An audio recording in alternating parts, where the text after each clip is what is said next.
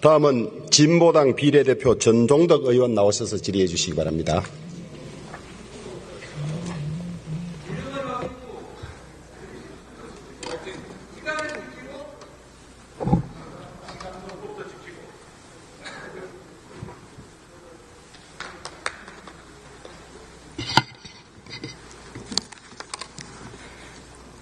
존경하는 국민 여러분, 주호영 부의장님과 선배동 의원 여러분, 진보당 국회의원 전종덕입니다.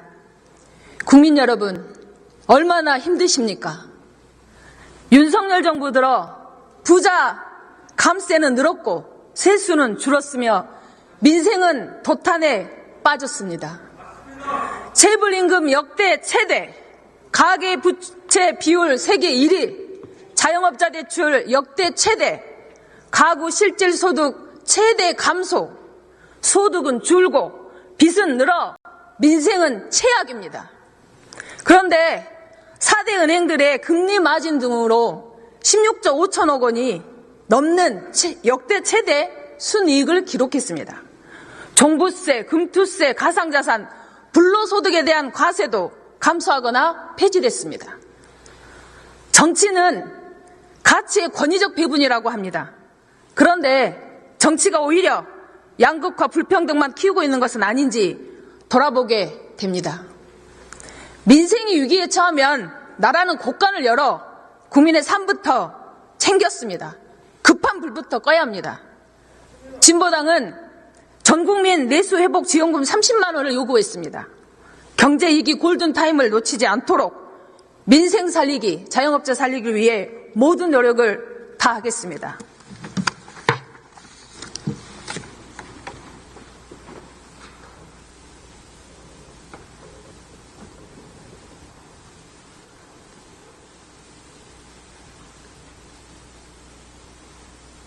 예, 권한대행님이 앞으로 나와주십시오.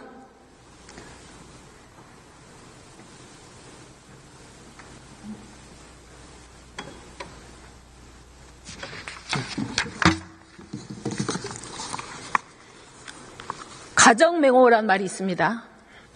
가혹한 정치가 호랑이보다 무섭다. 모질고 독한 정치가 위험하고 해롭다는 고사성어입니다.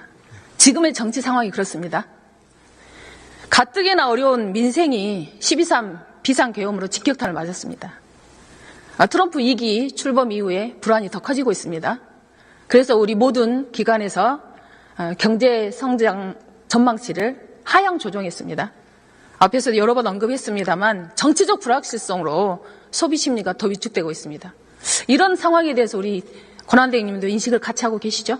네, 의원님하고 같은 인식입니다. 네. 자영업자들의 현실은 더 가혹합니다. 대출액과 연체액이 역대 최고입니다. 고물가에 실질임금 삭감에 내수경기 위축까지 계속되는 악순환으로 자영업자 폐업률이 작년 100만에 육박했습니다. 추경 이야기 오늘 많이 나왔는데요. 추경을 서둘러서 전국민 내수회복 지원금 30만 원을 편성해야 합니다. 위기의 자영업자와 서민들에게 심폐소생술을 해줘야 합니다. 골든타임을 놓치지 말고 재원이 부족하다면 국채 발행을 해서라도 민생 살리기 적극적 재정을 펼쳐야 할 때입니다. 방식은 지역화폐로 지급해서 지역 경제도 살리고 골목 상권도 살릴 수 있도록 해야 된다고 생각하는데 우리 권한대행님 생각은 어떠십니까? 네, 일단은 추경에 대해서는 아까 말씀드린 것처럼 저희가 논의를 하자고 그러고 그런 부분들은 저희가 국정협의회를 하기도 했기 때문에 논의가 될 텐데요. 자영업자에 대해서 한 말씀 올리면 참 어렵습니다. 말씀하시는 것처럼. 그런데 이제 그 어려운 이유를 우리가 보면은 아까 폐업 100만이라고 하지만 이제 또 실제로 창업도 한 120만, 115만 이렇게 되고 있지 않습니까? 근데 제가 어떻게든 자영업자분들의 도움을 드리려고 여러 가지 그 자영업자 어려운 분들을 다 만나보기도 하고 여러 가지 얘기를 해봤는데 다 사람마다 다르고요. 그 다음에 코로나 위기 때 어떻게 하면 유동성이 풀리는 상황에서 금리가 싼 상황에서 금융 부담을 너무 많이 한 측면도 있고요. 그렇기 때문에 그런 구조적인 요인과 그다음에 온라인이나 이런 것들이 하면서 구조적인 어떤 거에 좀 따라가지 못한 부분도 있어서 자영업자를 도와드리는 게 어떻게 하는 게 진짜 도와드리는 거냐. 말씀하신 대로 단기적으로 어려운 분들을 또 단기적인 여러 가지 지원을 해드리는 것도 있지만 그런 구조적인 지원도 같이 필요한 것 같아요. 그래서 그런 부분들을 같이 해야 되니까 굉장히 어렵다. 그래서 그렇지만 저희는 최선을 다해서 그 자영업자분들의 어떤 맞춤형 지원을 하려고 노력을 하고 있고요. 의원님도 좋은 의견 있으면 주시는데 그렇기 때문에 제가 추경 말씀을 드리는 이유가 우리가 추경이라고 하는 게 재정의 지출이 어떤 역할을 해야 되느냐. 그럼 단기적으로 이 부분들을 단기적인 어려움을 극복하는 걸 도와드려야 되는 것인지 아니면 구조적인 어려움을 좀 더 하는데 도와드려야지 하는 부분에 대한 제가 논의가 필요하다고 생각합니다. 네, 지금 제가 응급 상황이기 때문에 응급 조치가 필요하다고 말씀을 드렸는데 말씀을 상당히 길게 하셨는데요. 그래서 서민도 자영업자도 모두 다 응급 상황이니까 응급 대처를 위해서 내수회복지원금 30만 원을 시급하게 추경을 편성하자고 제안드린 것입니다. 근데 그것을 뭐 여러 가지 답을 하셨는데 결국은 그거에 대해서 다시 한번 답변해 주시겠습니까? 네, 그 부분은 저희가 하여튼 추경과 적극적으로 검토하시겠습니까? 관련돼서는 기본 원칙을 논의하기로 되기 때문에 그때 뭐 말씀을 드려야 될 것 같아요. 지금 제가 말씀드리기는 적절치 않은 것 같습니다. 네, 저는 안 하시겠다는 것으로 들려서 참 답답합니다. 경기가 이렇게 어렵고 서민들이 죽어나가는데 계속 안 된다는 이유를 그동안 여러 차례 이야기할 때도 계속 안 된다는 이야기만 하셨어요. 하려고 하면 방법을 찾고 안 하려고 하면 핑계를 찾는단 말이 있지 않습니까? 저희도 하려고 하는 방법을 찾고 있습니다. 네, 그러면 실질적으로 서민들에게 자영업자들에게 도움이 될 수 있는 네, 저희도 그래 도움이 대책을 찾고 있습니다. 네. 네, 지금 그래서 저희가 제안드린 전 국민 민생회복 지원금 30만 원 예산 편성을 제안드리는 겁니다. 네, 알겠습니다. 네, 그럼 적극적으로 검토하시겠습니까? 네, 하여튼 검토하겠습니다. 네, 적극적으로 검토해 주시고요. 앞에서도 언급을 했는데 여러 가지 발상을 좀 전환해 볼 수 있을 것 같아요. 방안에 있어서. 그동안 정부에서 반대 이유를 대면서 선별복지, 보편복지 이런 얘기를 좀 많이 하셨던 것 같습니다. 보편복지로 지원하고 고소득자들에게 선별적으로 세금을 환수하는 방안도 있습니다. 이 관련해서 경제학자들 이론적 연구도 있는 것 같습니다. 이 방안은 민생 지원도 되고 세수 확보도 되고 소득 재분배도 가능해서 세 마리 토끼를 잡을 수 있는 방안입니다. 그래서 적극적으로 검토해 주시고요. 앞에서도 언급을 했는데 은행들이 역대 최대치 예대차 마진을 했습니다. 그래서 이렇게 이자 장사를 해서 이득을 남긴 은행들에게 횡재세를 걷어서 민생 회복으로 쓸 수 있도록 해야 한다고 생각합니다. 그래서 말씀하신 것처럼 정부가 정말 민생의 어려움에 공감한다면 내수회복 지원금 적극적으로 편성해 주시고요. 불평등과 양극화 해소를 원한다면 이제는 부자 감세를 멈추고 초부자 증세를 할 수 있도록 이렇게 관점을 전환해 주시고 적극적 재정으로 추경을 포함한 민생 대책을 세워 주시기 바랍니다. 그렇게 하시겠습니까? 일단 재정의 적극적 역할에 대해서는 다시 저희가 최선을 다하겠습니다. 그렇지만 지금 말씀하신 내용들에 대해서 하나하나 다 의견이 좀 있습니다만 또 저희가 다른 자리에서 저희가 또 토론이 필요하다고 생각하고 있습니다. 네. 네. 알겠습니다. 들어가십시오. 네. 네. 산자부 장관님 나와 주십시오.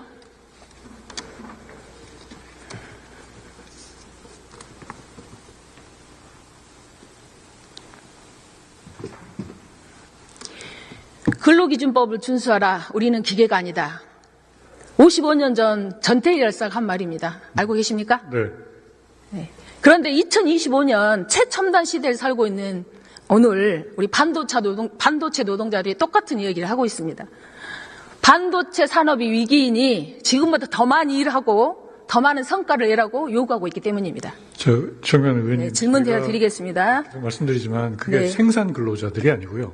지금 R&D 관련되어 있는 네. 고보수를 받고 있는 전문직 지금 연구 인력들에 대해서 저희가 조금 더 융통성 있는 근로 조건을 좀 만들어 보자는. 제가 질문하면 답해 주십시오. 네, 알겠습니다.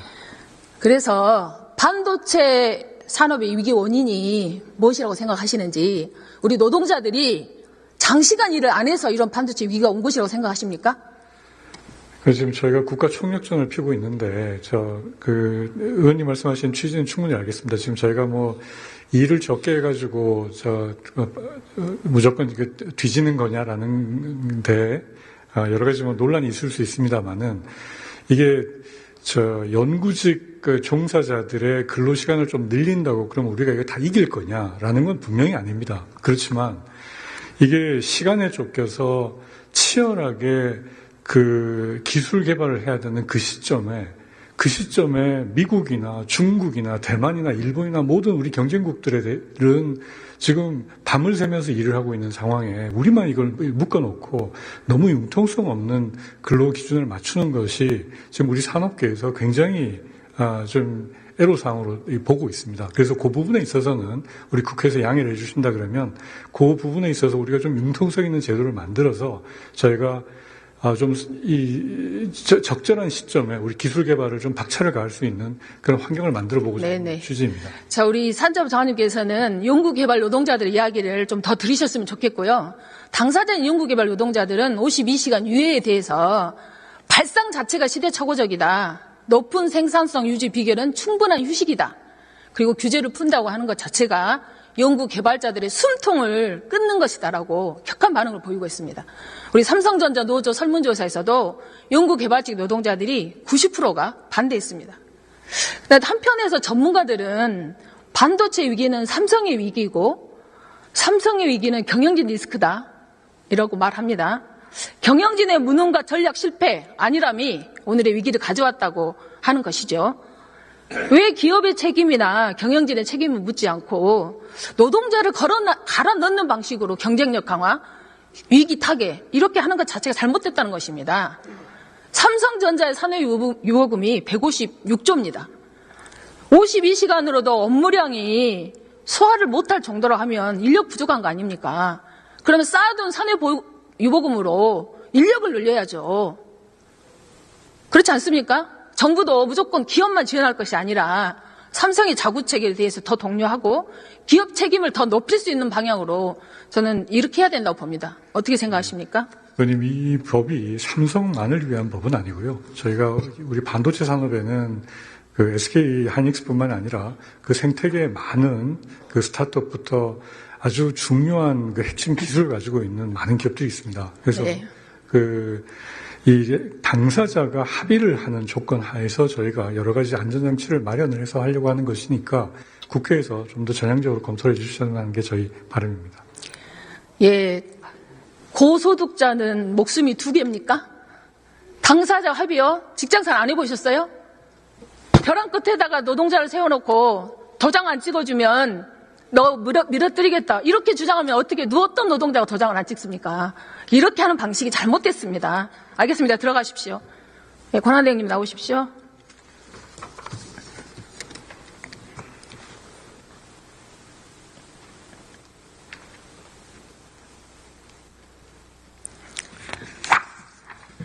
대행님, 아침에 출근한 노동자가 집으로 안전하게 돌아가는 사이가 돼야 되겠죠?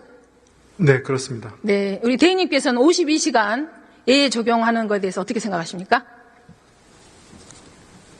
일단은 저희가 아까 산업부 장관도 그런 말씀을 하셨는데 그 근로자의 안전이라든지 뭐 이런 것들이 그 보장된 범위 내에서는 뭐 합의를 통해 가지고 그 전체적으로 우리 산업의 경쟁력이 필요한 부분들에 대해서는 뭐 저는 예외 적용이 필요하다고 생각하고 있습니다. 네. 국제암연구소에서는 야간 노동을 2급 발암물질로 분류했습니다. 우리나라 고용노동부에서도 4주 동안 일주 평균 64시간을 일하면 과로사 기준에 해당됩니다. 현행 법상으로도 R&D 분야는 6개월까지 64시간 근무가 가능합니다. OECD 노동 생산성 보고서 KDI 보고서를 살펴보면 노동시간이 짧을수록 노동 생산성이 높다 이렇게 보고하고 있습니다. 그런데 이렇게 장시간 노동을 요구하고 노동자들의 건강권에 대해서는 심각하게 위협하고 있는 상황에 대해서 인식은 별로 하지 않으시고 이런 태도로 봤을 때 정부가 오히려 과로사를 부추기는 거 아니냐 이런 생각이 듭니다. 어떻게 생각하십니까? 그건 신뢰의 문제로 저는 생각이 들고요. 지금 말씀하시는 부분들에 대해서 제가 그 현장에서 그 부분에 대한 논쟁을 제가 보지는 않았습니다만 그 부분에 충분히 서로 그 현상에 대해서 토론을 하고 그 다음에 그 논의를 할 수 있는 그런 부분이라고 생각합니다. 어느 누구도 어느 사용자도 어느 국민도 말씀하신 대로 근로자들의 건강을 해쳐가면서 근로를 하기를 원하고 있지는 않습니다. 네, 반도체가 미래 산업이라고, 미래 먹거리 산업이라고 하지 않습니까? 네. 그러면 연구개발 노동자는 미래 산업을, 우리나라의 경제를 이끌어갈 소중한 사람들 아닙니까? 네, 맞습니다. 그럼 이런 사람들을 더욱더 보호하고 지켜야 할 우리 모두의 인적 자원으로 인정을 해줘야 될 거 아닙니까? 네, 그런데 이렇게 과로사를 강요하는 것이 맞습니까? 그걸 과로사를 강요한다고 저렇게 그런 식으로 장시간 노동은 당연히 그걸 그렇게 과로사를 단순하게 닿을 수밖에 말씀하시면 없는 것이죠. 그거는 신뢰 부족이기 때문에 논의가 안 되는 것이죠. 어느 누가 그분들의 과로사를 부추기려고 이런 얘기를 하는 건 아니지 않습니까?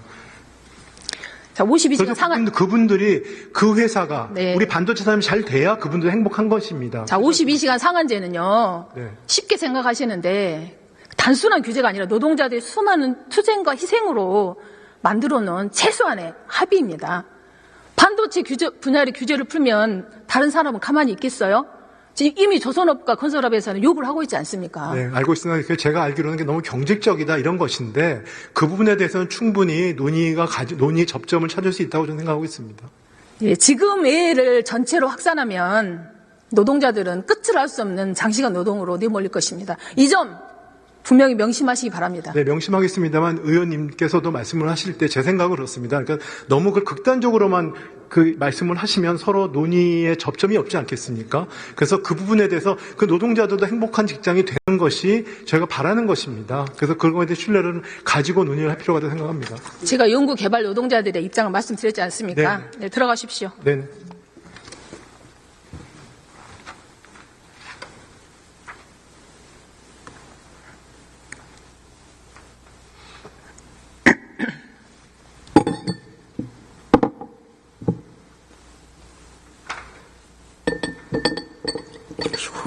두 가지.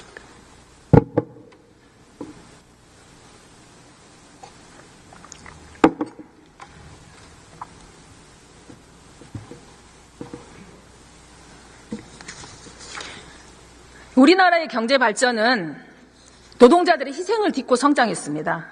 정리해고가 그렇고 천만 비정규직 노동자가 그렇습니다. 언제까지나 노동자를 갈아 넣어서 이런 위기와 경제 발전을 이룰 것입니까? 이게 국회와 정부가 할 일입니까? 정부와 여야 동료 의원님께 간곡히 호소드립니다. 권한대행님, 노동자는 기계가 아닙니다. 국민의힘 권영세 비대위원장님, 노동자는 기계가 아닙니다. 이재명 대표님, 노동자는 기계가 아닙니다. 반도체 특별법에서 주 52시간 이내 적용 절대 안 됩니다. 존경하는 선배 동료 의원 여러분, 한국 사회의 가장 심각한 문제는 불평등과 양극화입니다. 이를 상징하는 현상이 소멸입니다. 저출생과 고령화, 자살률 세계 1위는 인구 소멸, 지역 소멸, 국가 소멸로 이어집니다. 양극화 불평등 문제를 해결하지 않고서는 대한민국의 미래를 이야기할 수 없습니다. 부자 감세로 기울어진 운동장을 더 가파르게 만드는 윤석열 정부를 신뢰할 수 있겠습니까? 국민의 삶을 책임지기는커녕 계엄령 내란으로 불안만 키우는 이 정권에게 더 이상 대한민국의 미래를 맡길 수 없습니다. 존경하는 선배 동료 의원 여러분, 내란의 밤으로부터 72일입니다. 계엄에 맞선 시민들이 탄핵을 넘어 사회 대개혁을 요구하고 있습니다.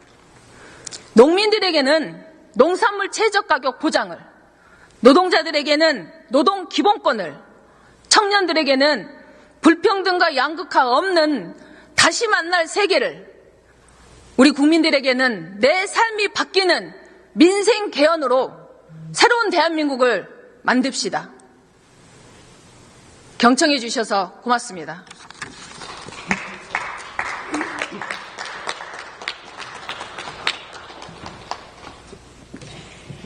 예, 전동덕 의원 수고하셨습니다.